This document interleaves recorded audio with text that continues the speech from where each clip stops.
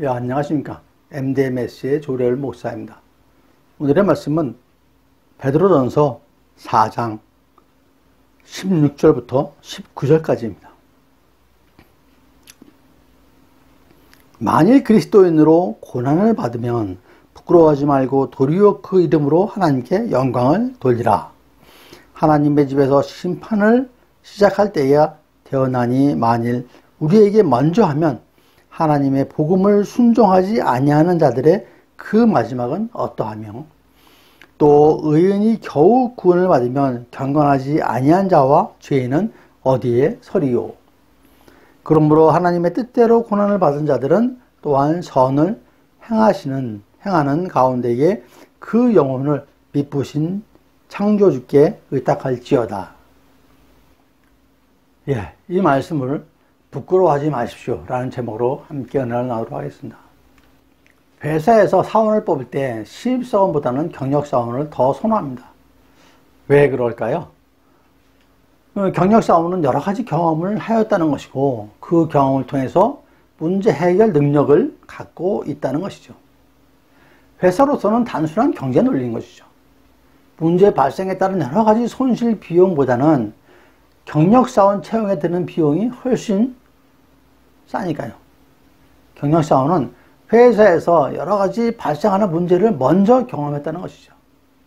그에게 문제 발생과 해결하는 과정은 아주 힘들었지만 그것이 그의 가치가 되는 것입니다. 우리나라가 반도체 강국입니다. 반도체를 제조할 때 하나하나 만드는 것이 아니고 몇만 개, 몇십만 개씩 동시에 같은 기계에서 넣어서 만들어지게 됩니다. 그런데 거기서 몇 개라도 불량이 생기면은 같이 생산한 몇만 개, 수십만 개가 한꺼번에 폐기되어 버립니다. 그뿐만 아니라 명확한 원인이 밝혀지고 해결될 때까지 공정은 가동을 못합니다. 그동안 담당 엔지니어는 얼마나 힘들겠습니까? 얼마나 고통스럽겠습니까? 근본적인 원인과 해결 방안을 찾고 그 해결 방안을 검증해야 하고 또 어디까지 진행한 제품을 영양 제품으로 판단을 해서 폐기할 것인지 이러한 정상 회복을 위한 땀과 노력은 이루 말할 수가 없을 것입니다. 그러니 경력자를 선호하게 되는 것이죠. 경험이 있어서 신속한 문제를 해결할 수 있기 때문에 경력자를 선호하게 되는 것이죠. 경력자가 무엇입니까? 경험을 먼저 해본 사람이죠. 고통의 시간, 고난의 시간을 먼저 경험한 사람입니다.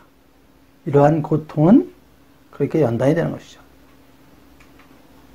세상에 살면서 고난, 환난, 아픔을 좋아하는 사람은 없을 것입니다. 고난이 닥쳤는데 감사합니다라고 말할 사람도 그렇게 흔치 않을 것입니다.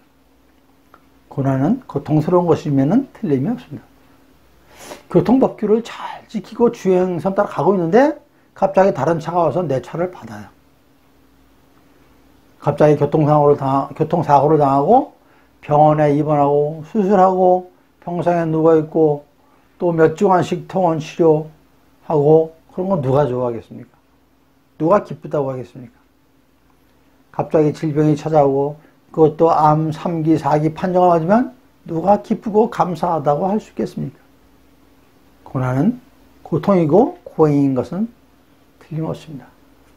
그런데 다윗은 시편에서 고난 당하는 것이 내게 유익이라고 119편 71절에서 고백을 하였습니다. 데살로니가전서 5장 18절에 범사에 감사하라 라고 하셨습니다. 고난의 범사에 감사해야 하는 것이죠. 그러면서 하나님의 뜻이라고 하였습니다. 고난과 시련은 당사자에게는 고통스러운 것입니다.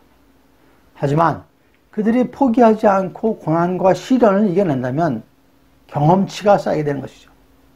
그 경험치는 더 나은 삶을 살아가는 지혜의 자양분이 되는 것입니다. 트리블레이션이라는 말이 있는데 일상적인 대화에서는 잘 사용하지 않는 그런 문학작품 또는 성경에서나 볼 수 있는 단어입니다. 이 단어는 단순히 육체적이고 정신적인 고통을 의미하는 것이 아니라 더 높은 차원으로 성장하기 위해서 필요한 숭고한 고난이나 시련을 말합니다. 그러면 이러한 고난을 있을 때에 그리스도인은 어떻게 해야 하나요? 앞서 말씀드렸죠. 끝까지 인내하여야 합니다. 이를 위해서 고난을 받으면 복이, 의를 위해서 고난을 받으면 복이 있는 자라고 하셨습니다. 베드로전서 2장 19절에 부당하게 고난을 받아도 하나님을 생각함으로써 슬픔을 참으면 이는 아름다우나 라고 하셨습니다. 하나님을 생각한다는 것, 즉 기도하는 것이죠. 너희 중에 고난을 당하는 자가 있느냐? 그는 기도할 것이요. 고난을 이기는 것은 하나님께 간절히 기도하고 간구하는 것뿐입니다. 그분이 계시기 때문이죠. 그분이 소망이기 때문에 그렇습니다. 그 소망이 우리한테 있기 때문에 우리는 포기하지 않고 기도하고 간구할 수 있는 것이죠. 고난은 아름다운 축복이라고 하십니다. 예수님의 고난에 남은 잔을 감사함으로 채우는 저와 여러분 모두가 되시기를 축원드립니다. 오늘은 본문을 중심으로 해서 고난에 대한 그리스도인의 태도를 묵상하도록 하겠습니다. 오늘 읽지는 않았지만 그 앞절에 그 12절, 13절 내용인데요. 고난에 참여하는 것을 즐거워하라고 말씀하십니다. 주님께서는 우리를 연단하려고 불시험을 하신다고 하십니다. 불은 심판의 상징이면서 임재의 상징이요 재련하는 도구이기도 합니다.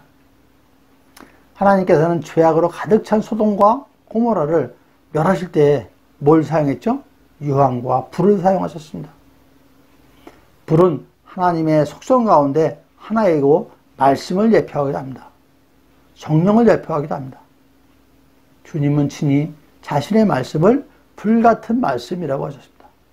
예레미야 23장 29절 말씀에 여호와의 말씀이니라 내 말이 불같지 아니하냐 바위를 쳐서 부서뜨리는 방망이 같지 아니하냐 라고 말씀하십니다. 모세가 여호와 하나님을 만나는 장면도 어떻습니까? 불 안에 계신 하나님이시죠. 출애굽기 3장 2절 네? 모세가 여호와를 만나는 장면입니다. 여호와의 사자가 떨기나무 가운데서 나오는 불꽃 안에서 그에게 나타나시니라. 그가 보니 떨기나무에 불이 붙었으나 그 떨기나무가 사라지지 아니하는지라 라고 했습니다. 신약성경에도 있는데요. 사도행전 2장에서 성령 임재의 모습이 꼭 하나님 앞에서 나온 불의 모습과 같다고 했습니다. 사도행전 2장 2절에서 3절 말씀인데요. 호련히 하늘로부터 급하고 강한 바람소리 같은 소리가 있어 그들이 앉은 온 집안에 가득하며 마치 불의 혀처럼 갈라지는 것들이 그들에게 보여 각 사람 위에 하나씩 임하여 있더니 라고 하셨습니다. 여기서 불의 혀는 성령님을 위해서 의미하는 것입니다. 욥기 23장 10절에 잘 아시죠? 그러나 내가 가는 길을 그가 아시나니 그가 나를 단련한 후에는 내가 순금같이 되어 나오리라. 우리 찬양에도 있죠. 금은 처음에 광석에 불과하지만 온도가 1000도 이상의 용광로에서 40일 동안 재련하면 순금이 됩니다. 요한계시록 3장 18절에 내가 너를 권하노니 내게서 불로 연단한 금을 사서 부유하게 라고 말씀하셨습니다. 우리는 연단으로 정결케 됩니다.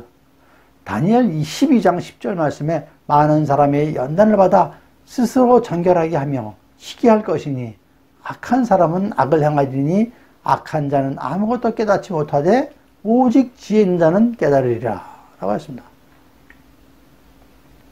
불로 연단하는 그리스도의 고난에 참여하는 것으로 즐거워하라고 하십니다.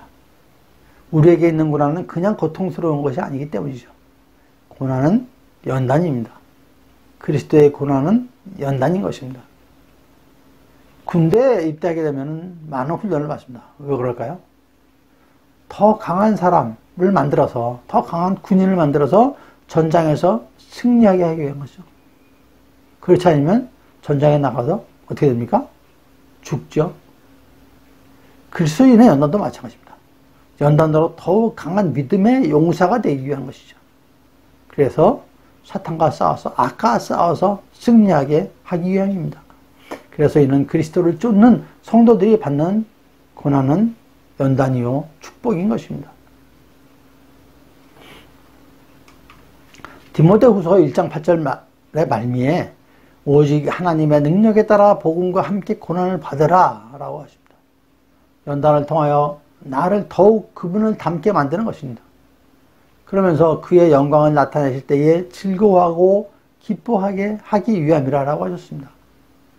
불시험으로 연단된 그리스도인은 주님 앞에서 당당하게 설 수 있는 것입니다. 베드로전서 1장 7절 말씀에 너희 믿음의 확실함은 불로 연단하여도 없어질 금보다 더 귀한 예수 그리스도께서 나타내실 때 칭찬과 영광과 존귀를 얻게 할 것이니라 라고 하셨습니다. 고난의 끝은 칭찬, 영광, 존귀인 것입니다. 그러니 고난이 축복인 것입니다. 두 번째로 오늘 말씀에, 오늘 읽은 성경의 첫 구절에 나오죠. 믿음의 고난을 부끄러워하지 마십시오. 주님께서 분명히 하신 말씀이십니다. 세상적인 고난이 아니라 그리스도와 함께하는 고난인 것입니다. 그리스도의 이름으로 고난받는 자가 복이 있다고 하셨습니다. 하나님의 영이 함께 하신다고 하셨습니다. 그러므로 그리스도로 인한 고통을 부끄러워하지 말고 하나님께 영광 돌리라고 하시는 것입니다. 성령 충만한 사람에게 지옥 고난이 올 수 있습니다. 이는 그리스도의 이름으로 이기고 승리하고 더 담대하게 하기 위함입니다. 오늘 15절 말씀에 살인, 도둑질, 악행, 남의 일에 간섭하는 자 때문에 고난받지 말라고 하십니다. 남의 일에 간섭하는 자가 누구입니까? 잠언 26장 17절 말씀인데요. 길을 지나가다가 자기와 상관없는 다툼을 간섭하는 자는 개의 귀를 잡는 자와 같으리라고 하셨습니다. 이게 무슨 뜻이냐면요. 개의 귀는 여기서 약한 곳, 약점을 얘기합니다. 다른 사람의 약점을 잡아서 말을 만들어내고 뒤에서 험담하고 그런 것 때문에 상심하지 말라고 하시는 것입니다. 또 있습니다. 26장 잠언 26장 22절 말씀인데요. 남의 말 하기를 좋아하는 자의 말은 별식과 같아서 뱃속 깊은 데로 내려가니라. 개념치 말라라고 하십니다. 또한 24장 잠언 24장 10절 말씀에 내가 만일 환난 날에 낙담하면 내 힘이 미약함을 보임이니라 라고 하십니다. 고난받을 때 부끄러워하고 낙담하면 남의 일에 간섭하는 자에게 약점을 보이게 되는 것입니다. 오히려 굳게 서야 합니다. 의인은 7번 넘어져도 다시 일어난다고 하셨습니다. 가식적이어서는 안 되지만 더 기도하고 더 찬양하고 더 밝은 모습으로 주님과 동행하셔야 합니다. 범사에 감사하라고 하셨습니다. 받은 줄 알고 받은 줄 믿고 기도하라고 하셨습니다. 고난을 이기는 것으로 알고 감사와 찬양하여야 합니다. 그 이름으로 하나님께 영광 올려드려야 합니다. 그래도 고난은 힘듭니다. 예수님께서 힘든 마음을 그대로 표현하셨습니다. 마가복음 14장 36절 이르시되 아버지여 아버지께는 모든 것이 가능하오니 이 잔을 내게서 옮기시옵소서. 그러나 나의 원대로 하지 마시옵고 아버지의 원대로 하옵소서 하셨습니다. 예수님 자신의 고난보다도 하나님의 뜻과 하나님의 영광이 먼저고 전부인 것이죠. 그러하신 예수님이 우리의 유일한 중보자이십니다. 디모데전서 2장 5절 말씀에 하나님은 한 분이시요 또 하나님과 사람 사이의 중보자도 한 분이시니 곧 사람이신 그리스도 예수라고 하셨습니다. 예수님께서는 우리의 구원을 위하여 이미 중보하셨습니다. 그리고 지금도 하고 계십니다. 이에 앞서서 2장 1절에서 하시는 말씀이 내가 첫째로 권하오니 모든 사람 위하여 간구와 기도와 보고와 감사를 하되 라고 말씀을 하셨습니다. 먼저 우리는 서로가 서로를 위하여 간구와 기도와 도구와 감사를 해야 된다라고 하는 말씀이십니다. 로마서 12장 15절 말씀에 즐거워하는 자와 함께 즐거워하고 우는 자들과 함께 울라라고 하였습니다. 여러분, 하나님께 영광을 올리는 믿음의 고난을 부끄러워하지 마십시오. 그리고 함께 나누십시오. 함께 즐거워하고 함께 우십시오. 우리는 믿음 안에서 한 가족입니다. 가족끼리 부끄러울 것이 어디 있겠습니까? 함께 고난을 이겨나갑시다. 함께 하나님께 영광을 돌리십시다. 그러는 저와 여러분 모두가 되시기를 축원드립니다. 마지막 세 번째, 고난의 결과를 하나님께 온전히 맡기십시다. 오늘의 17절에서 19절까지의 말씀인데요. 이 말씀은 한마디로 누구에게나 고난은 있다는 말씀입니다. 베드로전서 3장 17절에 선을 행함으로 고난을 받는 것이 하나님의 뜻이라고 하셨습니다. 그러니 선한 일을 하는 그리스도인이 고난을 받는 것은 합당한 고난인 것입니다. 우리가 하나님의 뜻 안에서 고난을 받는다면 이제 모든 것을 온전히 주님께 맡겨야 할 것입니다. 주님께서 우리의 선을 위해서 이 모든 것을 허락하셨음을 믿고 이 모든 시험에서 우리의 혼을 능히 지켜주실 수 있는 그분께 우리 자신을 위탁해야 하는 것이죠. 창세기에 요셉이 애굽의 국무총리가 된 후에 형들이 양식을 구하러 왔습니다. 창세기 45장 5절에 요셉이 하는 얘기입니다. 당신이 나를 이곳에 팔았다고 해서 근심하지 마셔도 하나님이 생명을 구원하시어 나를 당신들보다 먼저 보내셨나이다 했습니다. 부모님의 사랑을 독차지했던 요셉을 형들이 죽이려 하다가 애굽의 노예로 팔았습니다. 그리고 칭의대장 보디발의 집에서 종살이를 하다가 집안일을 총괄하는 집사까지 되었습니다. 그런데 보디발의 아내의 음해로 옥에 갇히게 됩니다. 그런 요셉에게 총리의 자리에까지 오른 후에 형들을 만나게 된 것이죠. 노예 생활 그리고 옥중에서의 받은 고난이 쉬웠겠습니까? 하지만 성경 어디에도 요셉이 자신을 노예로 판 형들에 대해 비난하거나 복수심에 차 있는 얘기가 하나도 없습니다. 왜 그랬을까요? 요셉은 항상 하나님과 함께하는 자였습니다. 요셉은 고난에 대하여 돌아보지 않는 사람이었습니다. 그는 항상 하나님과 함께하는 자였습니다. 이 얘기는 옥중에 있을 때 간수장, 그리고 보디발, 그리고 왕도 그렇게 얘기를 했습니다. 성경 말씀에서 나옵니다. 모든 것을 하나님께 의탁하는 자였습니다. 요셉은 형통한 자였습니다. 여러분, 요나가 3일 동안 물고기 뱃속에 있었습니다. 뱃속이 깨끗한 곳인가요? 전혀 아니죠. 고기가 잡아먹은 것들, 그리고 그것을 처리하기 위해서 뱃속에서 나온 여러 가지 분비물들, 각종 물질이 나오죠. 그 물질들을 통해서 나오는 여러 가지 악취들, 또 끊임없이 소화시키기 위해서 그 장이 요동치는 것들, 완전히 지옥, 수월입니다. 그 속에서 요나는 어떻게 했습니까? 기도했습니다. 욥의 고난은 어떻습니까? 하나님이 허락하셔서 처음에는 자녀와 재산을 모두 잃게 만들었습니다. 그래도 욥의 하나님에 대한 경외함이 끊이지 않으니까 사탄이 하나님께 다시 부탁을 해서 욥의 발바닥에서 정수리까지 종기가 나게 했습니다. 어느 누가 이러한 고난을 감당해내겠습니까? 하지만 주시는 자도 하나님이시오 거두시는 자도 하나님이십니다. 하나님께서 주시는 고난에는 하나님의 뜻이 있는 것입니다. 욥의 마음입니다. 내가 가는 길을 그가 아시나니 그가 나를 단련하신 후에 내가 순금같이 되어 나오리다. 욥의 마지막 고백이죠. 욥기 42장 5절에도 6절 말씀인데요. 내가 주께 대하여 귀로 듣기만 하였사오나 이제는 눈으로 주를 배우나이다.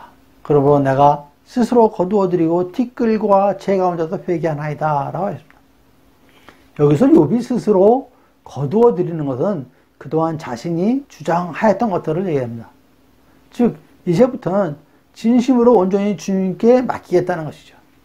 자신의 생각, 의지 모두 거두어드리고 온전히 주님께만 맡기겠다는 것입니다. 그런 욥에게 주님은 이전보다 갑절에 축복을 주시는 것이죠. 내 생각, 내 뜻, 내 의지 이런 거 다 내려놓고 오직 주님만을 바라보는 축복이 저와 여러분 모두에게 임하시기를 간절히 축원드립니다.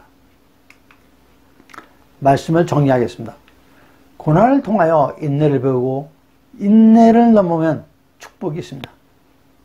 그리스도와 함께하는 고난, 믿음의 고난을 통해서 주님께 더욱 나아가는 그 성화를 왜 부끄러워하십니까? 주님과 함께하고 있으면 영광의 고난이 됩니다. 그 모든 것은 주님께서 만드시고 주님을 위한, 주님의 영광을 위하여 가는 길입니다. 주님과 함께하면 형통의 축복을 누리게 됩니다. 부끄러워하지 마십시오. 어떠한 상황에서도 주님과 함께 웃고 함께 우십시오. 어떠한 상황에서도 믿음의 식구들과 함께 웃고 함께 우십시오.